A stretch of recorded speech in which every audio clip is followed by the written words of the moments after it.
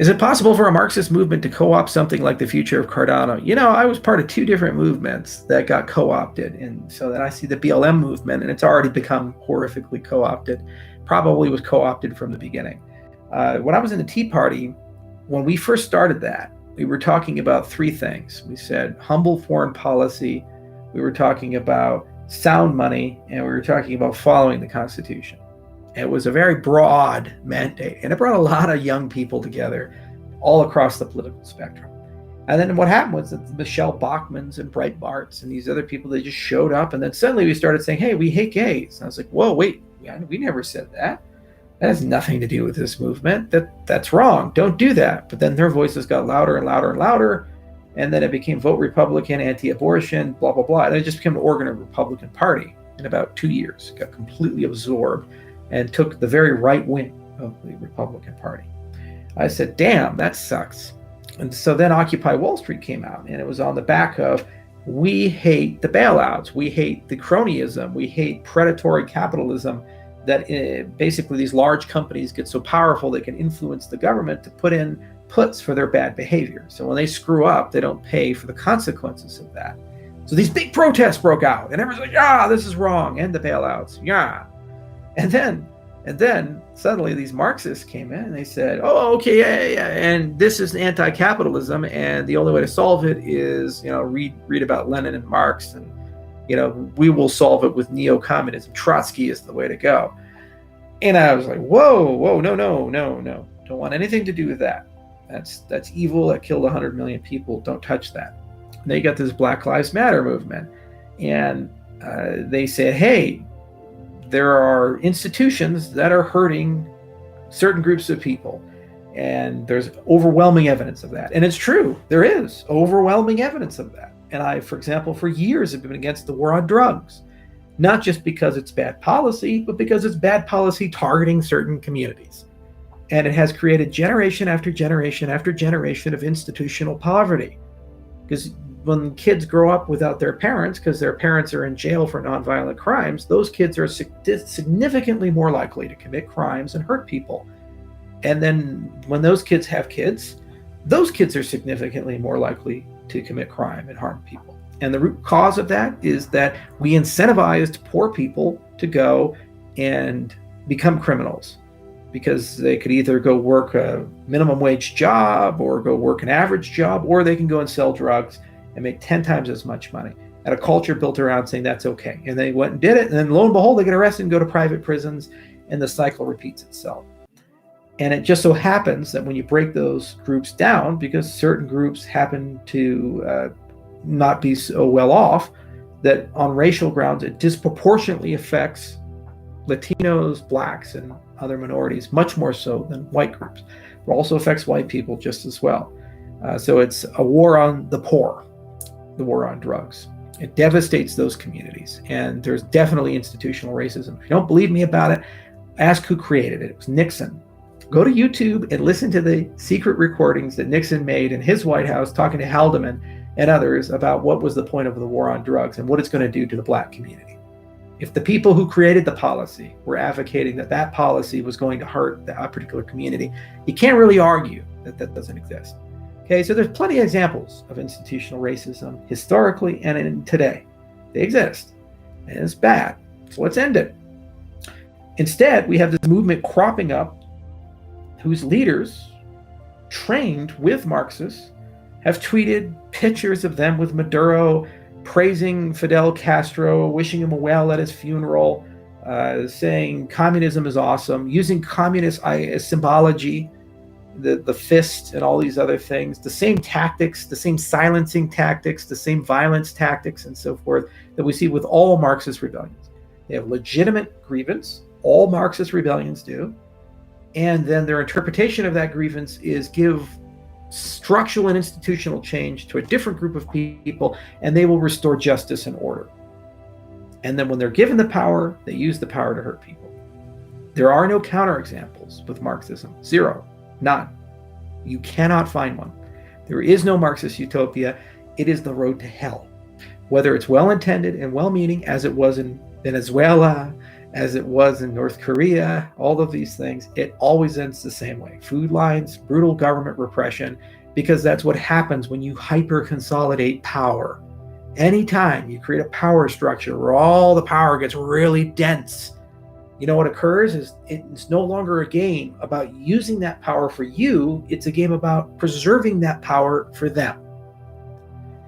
And so I see this movement and it's saying these things, it's using these symbols, and I think to myself, it's the same thing that happened with the Tea Party.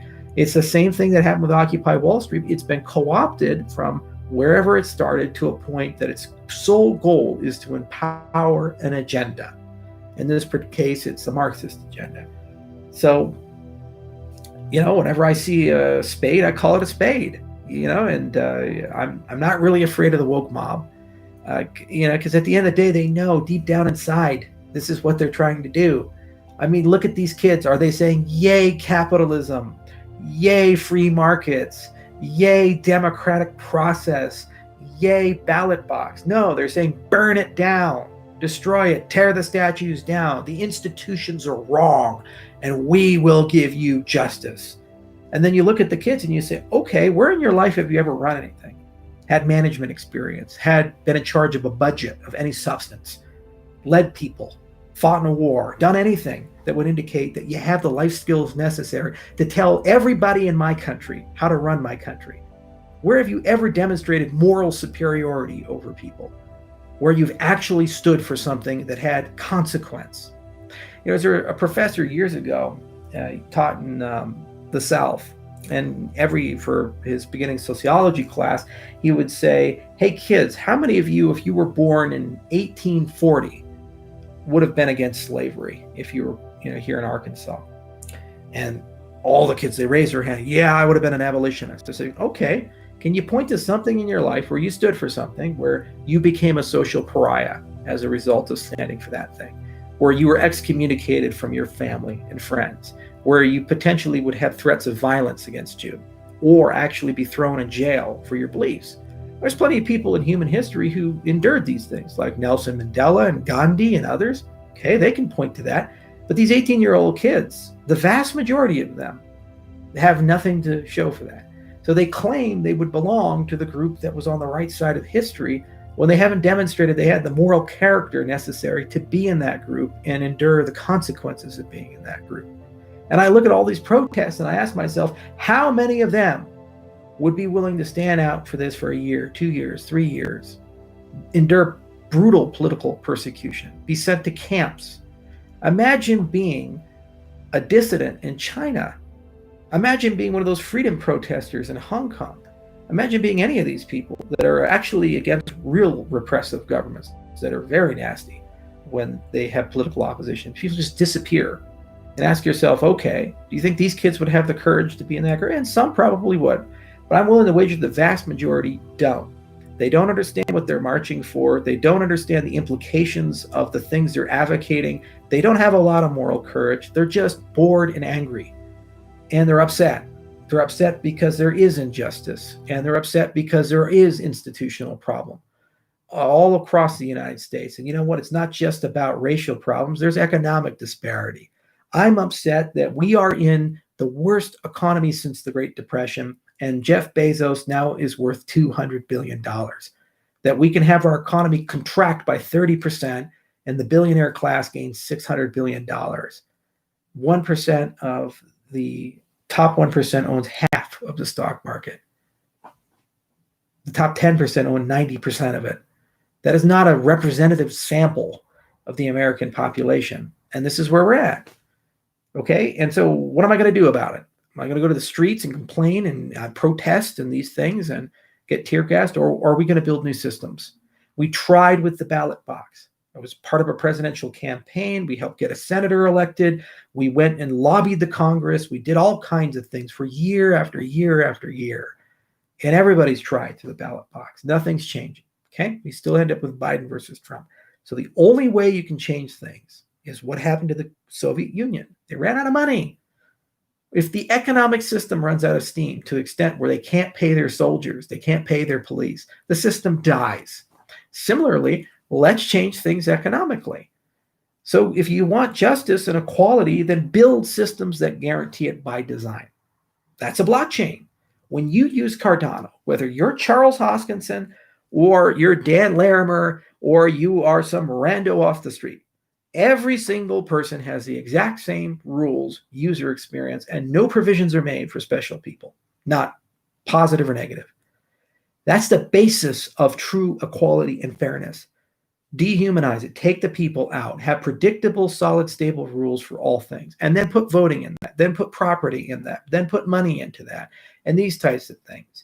And then use these systems for whistleblowers, use these systems for underground newspapers, use these systems to call truth to power, and then use these systems to eat away and corrode at the power of governments.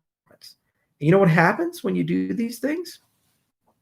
Somehow, some way, life gets better, it gets more fair, it gets more equal. And lo and behold, you didn't have to hand the factors of production away to one small group of people who promised you that they would do great things with it once you gave them control over everything. And the world gets better. You see, this is a pivotal moment in human history. We have Neuralink, we have genetic engineering, we have AI evolving exponentially, we have globalization. We have unbounded growth in technology across the spectrum, and we have zero growth in wisdom. We have regressions in wisdom. Dialogue has become shallow. People aren't thinking. Everybody's becoming subject to propaganda. Our brains can't handle it. People say, oh, well, you just said something that's against something I believe. Oh my God, now I have to hate you even though I used to love you yesterday. Oh no! People just get crazy about these things. Meanwhile, their endless, relentless drumbeat of progress is continuing. This technology carries consequences. Guys, the same things that allow you to do 4K and 8K upscaling for your television will also allow you that very same types of algorithms to identify dissidents in a crowd. Think it through. You have no privacy anymore. And all of these things can be known. And the same systems that allow you to rate the quality of products can allow you to decide who's dangerous and who's not dangerous. Think that through. Think it through. What's going on? Would you want these superpowers to be in the hands of a small group of people who have been known to lie and use violence to achieve their political ends? And say the ends justify the means. Do you want those superpowers in those people's hands, or do you want them to be in no one's hands, or collectively owned and out in the open and transparent, and no one person can use them to harm you? It's just that simple. It's a simple philosophical point. And the implications of where we go in the next few years, the next few decades, are going to color the 21st century and decide whether this is the century we have World War III and 1 billion people die, and a lot of people live in horrific dystopian tyranny, or this is the century where we transcended where we started and we became a better species as a whole. And we finally treated every human being with dignity. And we look to the 20th century and before as the bad old days never to be returned to. That's the point of the technology that we are building. That's the point of this movement. It's why people wake up every day. When you have Tone Vays and Adam Back and Peter Schiff, and it's a scam, this is a scam, and Bitcoin is only true, and only gold is true, and they just say this verbal diarrhea. What we're here to do is to bring that world to people. That's why people invest in it. That's why people spend the time to build it. They wake up every day and they sacrifice to be here, whether it's code or running a stake pool, whether it's buying a token, whatever the hell it is. They're letting their voice be heard as the great silent majority, saying, you know what? We no longer want to be silent. We want to show the world that we are not going to consent and accept a system of tyranny. Just that simple. And there's going to be plenty of woke mobs, deplatforming, politics of personal destruction from here on out. And every year it's going to get more aggressive and harsher, and people are going to get meaner, and you're going to lose friends and family over it. These things happen. But the alternative is that we descend into chaos and brutal dictatorship. There's no exception to that. And I just don't want to say that we had this chance and we lost it. So that's why I say the things I say. And yeah, you can go to Reddit and complain about it. Or you can say, oh, there's a better way to say it, or a more diplomatic way to say it. The time for diplomacy is over. because the other side is getting power, and they're actively advocating taking everything away from us and preventing us from having the means that we need to have a voice. The other side is deplatforming people. The other side is centralizing. It's buying people off. It's forming woke mobs and silencing people. Okay? So if we don't fight for our voice now and have the courage to stand up for the things that we think is right, then we will lose those rights tomorrow. And no matter how diplomatic and nice we are about it, that won't happen.